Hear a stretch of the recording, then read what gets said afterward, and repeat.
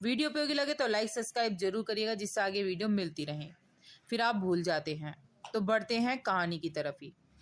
भैया दूज के संबंध में पौराणिक कथा इस प्रकार है। सूर्य की पत्नी संज्ञा से 2 संतानें थीं, पुत्र यमराज और पुत्री यमुना। संज्ञा सूर्य का तेज सहन न कर पाने के कारण अपनी छाया मूर्ति का निर्माण कर उन्हीं में अपने पुत्र पुत्री को सौंपकर वहां से चली गई। छाया को यम और यमुना से अत्यधिक लगाव तो नहीं था, किंतु यमुना अपने भाई यमराज से बड़ा स्नेह करती थी। यमुना अपने भाई यमराज के यहाँ प्राय जाती और उनके सुख दुख की बातें पूछा करती थी तथा यमुना यमराज को अपने घर पर आने के लिए आमंत्रित करती, किंतु व्यस्तता और अत्यधिक दायित्व के कारण वे उसके घर न जा पाते थे। एक बार कार्तिक शुक्ल द्वितीया को यमराज अपनी बहन यमुना के घर अचानक जा पहुंचे। बहन के घर जाते समय यमराज ने नरक में निवास करने वाले जीवों को मुक्त कर दिया। बहन यमुना ने अपने सहोदर भाई का बड़ा आदर सत्कार किया, विविध व्यंजन बनाकर उन्हें भोजन कराया तथा भाल पर तिलक लगाया। जब वे वहां से चलने लगे तब उन्होंने यमुना से कोई भी मनवांछित वर मांगने की कहा। यमुना ने उनके आग्रह को देखकर कहा, भैया यदि आप मुझे वर देना चाहते हैं तो यही वर दीजिए कि आज के दिन प्रतिवर्ष आप मेरे यहाँ आया करेंगे और मेरा आतिथ्य स्वीकार किया करेंगे। इसी प्रकार जो भाई अपनी बहन के घर जाकर उसका आतिथ्य स्वीकार करे तथा इस दिन जो बहन अपने भाई को टीका करके भोजन खिलाए, उसे आपका भय न रहे। इसी के साथ उन्होंने यह भी वरदान दिया था कि यदि इस दिन भाई बहन यमुना नदी में डुबकी लगाएंगे तो वे यमराज के प्रकोप से बचे रहेंगे। यमुना की प्रार्थना को यमराज ने स्वीकार कर लिया। तभी से भाई बहन का यह त्योहार मनाया जाने लगा।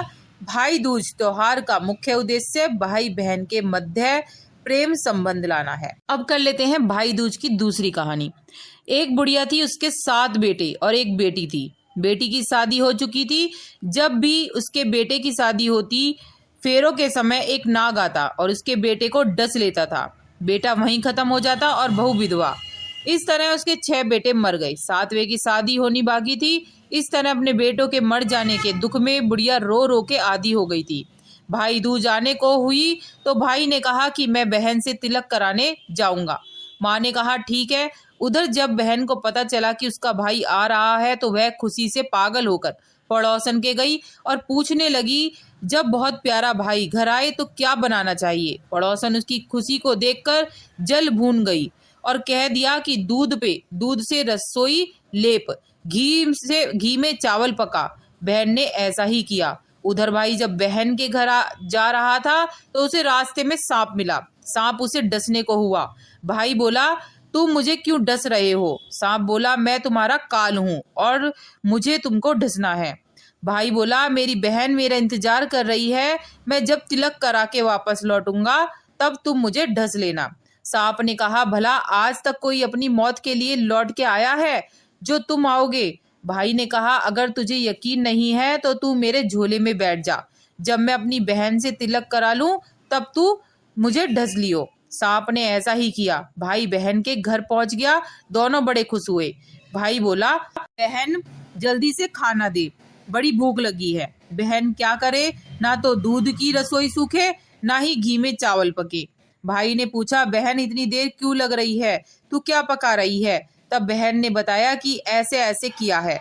भाई बोला, पगली, कहीं घी में भी चावल पके हैं या दूध से कोई रसोई लीपे है। गोबर से रसोई लीप, दूध में चावल पका। बहन ने ऐसा ही किया। खाना खा के भाई को बहुत जोर से नींद आने लगी। इतने में बहन के बच्चे आ गए। बोले, मामा मामा हमारे लिए क्या लाए हो। भाई बोला, मैं तो कुछ नहीं लाया।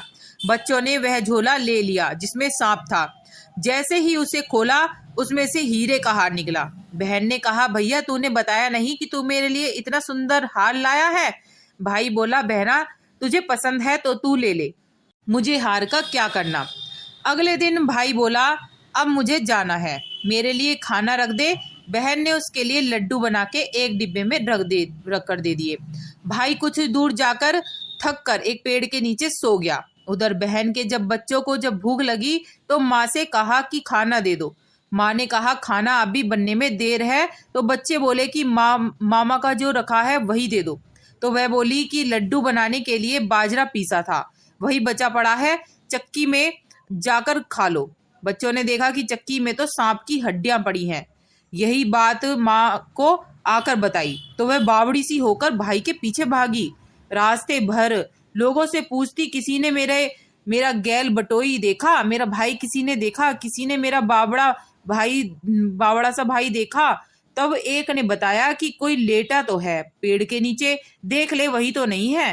भागी भागी पेड़ के नीचे पहुंची, अपने भाई को नींद से उठाया। भैया भैया कहीं तूने मेरे लड्डू तो नहीं खाए? भैया बोला, ये ले तेरे लड्डू, नहीं खाए मैंने, ले दे के लड्डू ही तो दिए थे, उससे भी पीछे पीछे आ गई तू। बहन बोली, नहीं भाई तू झूठ बोल रहा है, जरूर तूने खाया है, अब तो मैं तेरे साथ चलूंगी। भाई बोला, तू ना मान रही है तो चल फिर। चलते चलते बहन को प्यास लगती है, वह भाई को कहती है कि मुझे पानी पीना है। भाई बोला, अब मैं यहाँ तेरे लिए पानी कहाँ से लाऊं? देख तू कहीं चील उड़ रही है, चली जा रहा वहाँ, शायद तुझे पानी मिल जाए। तब बहन वहां गई, पानी पीकर जब लौट रही थी तो रास्ते में देखती है कि एक जगह जमीन में 6 शिलाएं गड़ी हैं और एक बिना गड्ढे रखी हुई थी। उसने एक बुढ़िया से पूछा, ये शिलाएं कैसी हैं? उस बुढ़िया ने बताया कि एक बुढ़िया है, उसके 7 बेटे थे, 6 बेटे तो शादी के मंडप में ही मर चुके हैं, तो उनके नाम की ये शिलाएं जमीन में गड़ी हैं। अभी 7वें की शादी होनी बाकी है, तब उसकी शादी होगी तो वह भी मंडप में ही मर जाएगा, तब यह 7वीं शिला भी जमीन में गड़ जाएगी। यह सुनकर बहन समझ गई कि ये शिलाएं किसी और की नहीं बल्कि उसके भाइयों के नाम की हैं। उसने उस बुढ़िया से अपने 7वें भाई को बचाने का उपाय पूछा। बुढ़िया ने उसे बतला दिया कि वह अपने 7वें भाई को कैसे बचा सकती है। ये सब जानकर वह वहां से अपने बाल खुले कर के पागलों की तरह अपने भाई को गालियां देती हुई चली। भाई के पास आकर बोलने लगी, तू तो जलेगा, कुटेगा, मरेगा। भाई उसके ऐसे व्यवहार को देखकर चौंक गया, पर उसे कुछ समझ ही नहीं आया। इसी तरह दोनों भाई बहन माँ के घर पहुंच गए। थोड़े समय के बाद भाई के लिए सगाई आने लगी, उसकी शादी तय हो गई। जब भाई को सेहरा पहनाने लगे तो वह बोली, इसको क्यों सेहरा बंधेगा, सहारा तो मैं पहनूंगी, ये तो जलेगा मरेगा। सब लोगों ने परेशान होकर सेहरा बहन को दे दिया। बहन ने देखा उसमें कलंगी की जगह सांप का बच्चा था। बहन ने उसे निकालकर फेंक दिया। अब जब भाई घोड़ी चढ़ने लगा तो बहन फिर बोली, ये घोड़ी पर क्यों चढ़ेगा, घोड़ी पर तो मैं बैठूंगी, ये तो जलेगा मरेगा, इसकी लाश को चील कौवे खाएंगे। सब लोग बहुत परेशान, सबने उसे घोड़ी पर भी चढ़ने दिया। जब बारात चलने को हुई तब बहन बोली, ये क्यों दरवाजे से निकलेगा, ये तो पीछे के रास्ते से जाएगा, दरवाजे से तो मैं निकलूंगी। जब वह दरवाजे के नीचे से जा रही थी तो अचानक दरवाजा गिरने लगा। बहन ने एक ईंट उठाकर अपनी चुनरी में रख ली। दरवाजा वहीं की वहीं रुक गया। सब लोगों को बड़ा अचंभा हुआ। रास्ते में एक जगह बारात रुकी तो भाई को पीपल के पेड़ के नीचे खड़ा कर दिया। बहन कहने लगी, ये क्यों छांव में खड़ा होगा, ये तो धूप में खड़ा होगा, छांव में तो मैं खड़ी होंगी। जैसे ही वह पेड़ के नीचे खड़ी हुई, पेड़ गिरने लगा। बहन ने एक पत्ता तोड़कर अपनी चुनरी में रख लिया, पेड़ वहीं पर रुक गया। अब तो सबको विश्वास हो गया कि ये बावली कोई जादू टोना सीख कर आई है, जो बार बार अपने भाई की रक्षा कर रही है। ऐसा करते करते फेरों तक का समय आ गया। जब दुल्हन आई तो उसने दुल्हन के कान में कहा, अब तक तो मैंने तेरे पति को बचा लिया, अब तू ही अपने पति को और साथ ही अपने मरे हुए जेठों को बचा सकती है।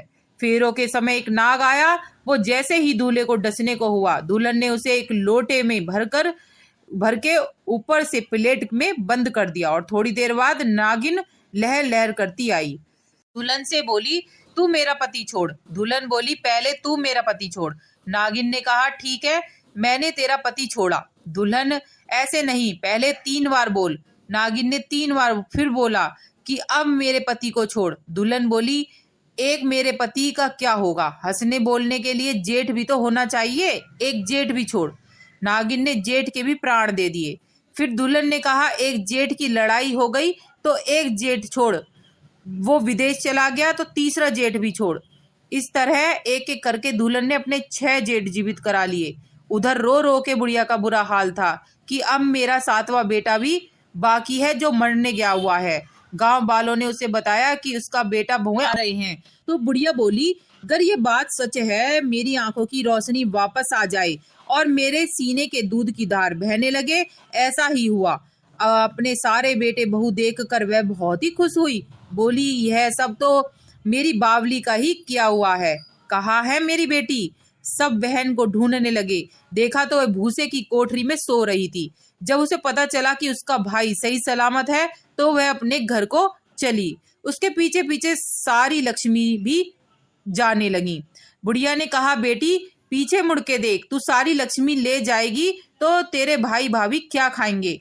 तब बहन ने पीछे मुड़ के देखा और कहा, जो माँ ने अपने हाथों से दिया वह मेरे साथ चल, बाद बाकी का भाई भाभी के पास रह। इस तरह एक बहन ने अपने भाई की रक्षा की।